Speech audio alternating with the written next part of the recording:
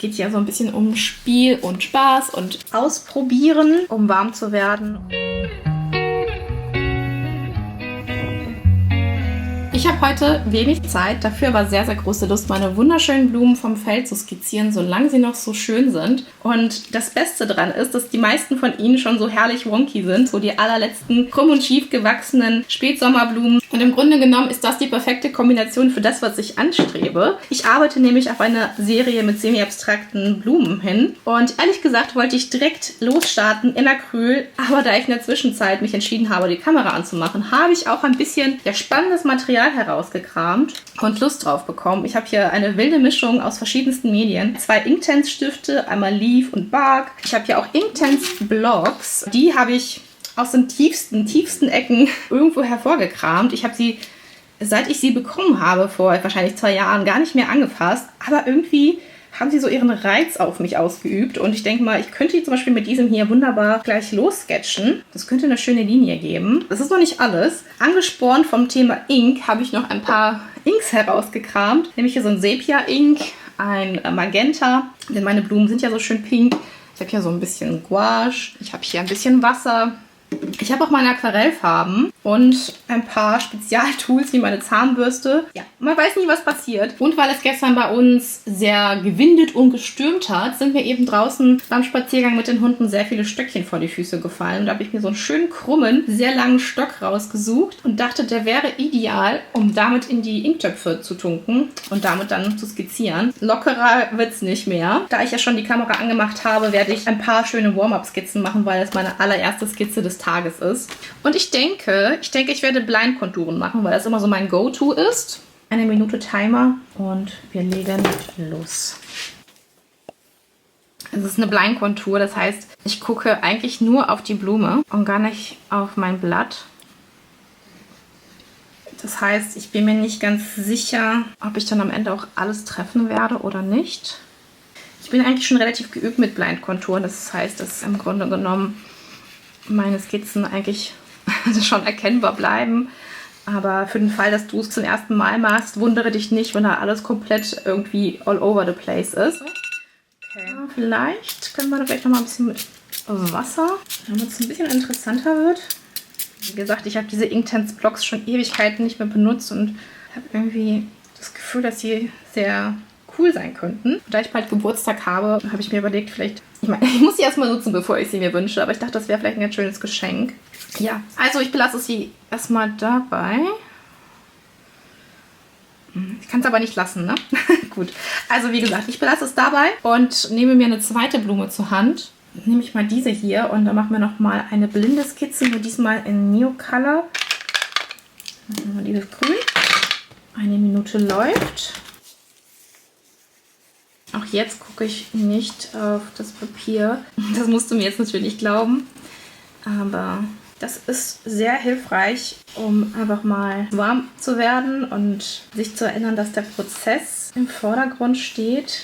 Der Spaß und das Beobachten, das Sehen. Natürlich werde ich da durch das, jetzt bin ich schon fertig. Habe aber noch 10 Sekunden ungefähr gehabt. Ich wollte, während ich skizziere, noch irgendwie philosophisch werden und dir erklären, warum ich Blindkontur-Skizzen so toll finde. Wie wär's, wenn wir gleich mit 2 Stiften malen? Das wäre vielleicht auch eine Idee. Und da ich hier diesen Stift gerade in der Hand habe und hier bin, kann ich ja vielleicht noch... Also ich lasse mich gerade so ein bisschen treiben. Ich hatte eigentlich gar nicht vor, an diesen Skizzen weiterzuarbeiten, aber irgendwie geht es gar nicht anders. Hier ist irgendwas, was... Ah, das ist das hier. Das hat gerade dafür gesorgt, dass ich hier so eine blöde Linie habe. Also, was machen wir als nächstes? Jetzt werde ich gucken, aber mit 2 Stiften versuchen. Dafür gebe ich mir 2 Minuten vielleicht. Denn das mache ich nicht so oft. Und also jetzt mache ich es doch blind. Ich neige dazu, immer viele Blindskizzen zu machen. Also so paralleles Zielen mit beiden Händen ist immer ein bisschen leichter. Das muss ich definitiv noch üben, aber ich meine, das ist doch genau das, was ich suche. Die Skizzen wären herrlich wonky. 1 Minute hätte mir vollkommen ausgereicht. Soll ich hier auch mal sprühen? Ah, als nächstes mache ich eine Blindkontur wieder mit meinem Stöckchen.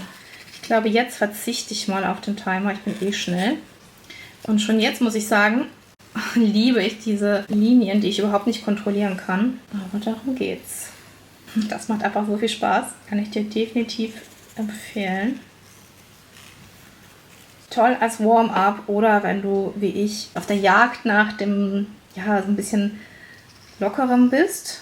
Das ist gar nicht mal so leicht. Jeder, der versucht, immer locker zu malen, wird feststellen, dass es überhaupt nicht leicht ist, sondern dass es manchmal leichter eben ist, sich hinzusetzen und jedes Detail Strich für Strich zu malen. Ich persönlich habe daran nicht allzu viel Spaß.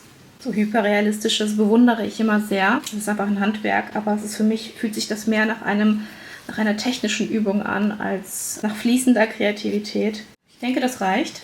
Und es hat richtig Spaß gemacht, hat richtig gut funktioniert, muss ich sagen, mit diesem Stock. Und ich mag auch das Ergebnis. Ich schau mal eben, ob mein anderes Blatt trocken ist. Was könnten wir machen, um das Ganze irgendwie hübscher zu machen? Vielleicht ein bisschen Aquarell. Die Inktense dürften sich ja jetzt nicht mehr reaktivieren lassen. Das ist ja der Vorteil der Inktense gegenüber zum Beispiel Neocolor 2. Das ist auf jeden Fall schon nicht mehr ganz so braun. Das ist doch schon mal ein Fortschritt. Ich habe mich entschieden, noch ein paar andere Grüntöne mit dazu zu nehmen. Ich habe hier so ein Sap Green und ich glaube, was ist das, ein Viridian? Dann nehme ich mir mal so einen Magenta. Ich glaube, ich mache es noch schlimmer und schlimmer. Das ist ein Create and Destroy geworden. Create and Destroy ist nämlich eigentlich auch eine ganz gute Übung. Also etwas, was einem schon gefallen hat, am Ende nochmal zu zerstören und dann versuchen wieder zu beleben. Ich glaube, das ist draus geworden. So. Das ist mein Moor. Ich lasse es erstmal trocknen. Jetzt habe ich irgendwie den Deckel von meinem Ink verloren. Das ist sehr, sehr gefährlich. Ich hoffe, es passiert nichts. Aber ich bin gerade durch die Matscherei in Aquarell und durch die Tatsache, dass hier das auch noch nicht getrocknet ist, auf die Idee gekommen, einfach mal ein Blatt Papier zu nehmen, was ein bisschen stabiler ist als diese Royal Talent Seiten. Ich habe nämlich Lust, einen Aquarell-Hintergrund zu machen. Ich nehme einfach mal die Farben, die ich hier drauf habe, die so ein bisschen in die Richtung gehen. Mein schönes Venetian Red ist mein liebstes Rot, würde ich fast sagen. Die Idee wäre jetzt einfach einen losen Hintergrund zu machen, ohne mir jetzt groß Gedanken zu machen, wo die Blumen eben auch sind. So in etwa. Und dann gehe ich später mit einer Inklinie rein. Mal ein bisschen fließen lassen. Ich habe jetzt keine Sorgen, dass das Grün und Rot sich verbindet, weil die Stiele meiner Blumen... Oh, ich muss jetzt aufpassen mit meinem Ink. Oh. Die Stiele meiner Blumen sind ja so bräunlich. Vielleicht nehme ich hier nochmal so ein bisschen was von diesem... Ich habe ja auch weiße und rosane. Es darf sich hier ruhig ein bisschen mehr verbinden. Ich finde es auch gut, wenn hier so ein paar Blooms entstehen. Also es soll nicht alles perfekt sein. Also wie gesagt, ich will abstrakte Blumen. Für ein bisschen mehr Abwechslung nehme ich, glaube ich, mal mein Bark Inktense und mache gleich auch mal ein paar weitere Blindkonturen. Aber wo ich schon mein Gouache hier rausgenommen habe und zum Beispiel auch meine Zahnbürste hier habe, ich noch ein paar Gouache-Effekte. Das ist nicht abgedeckt, aber wie gesagt, das ist alles nur ein Experiment. Das ist alles überhaupt nicht schlimm. Wir probieren hier einfach nur was aus.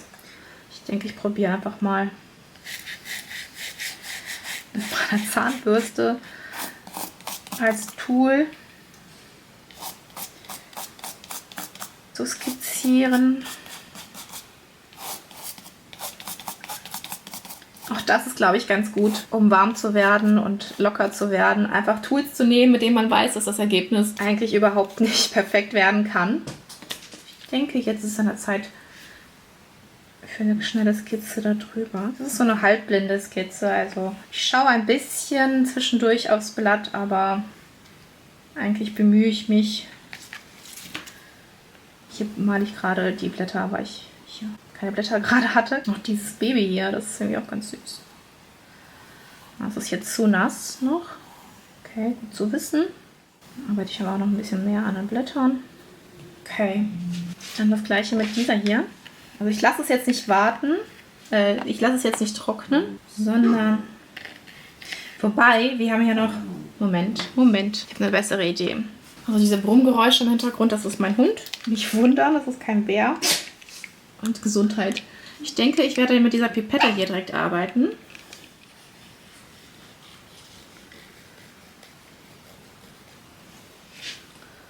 Das klappt ganz gut. Auch das habe ich noch gar nicht so oft gemacht. Das macht richtig schön viel Spaß. Für meinen Warm-up aber viel zu experimentieren. Dann nehme ich mal wieder meinen Stift.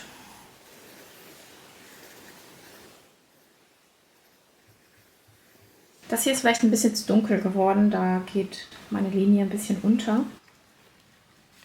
Ich schnapp mir einfach das, was ich gerade in der Nähe habe, und ich glaube, ich hätte hier gerne noch ein, zwei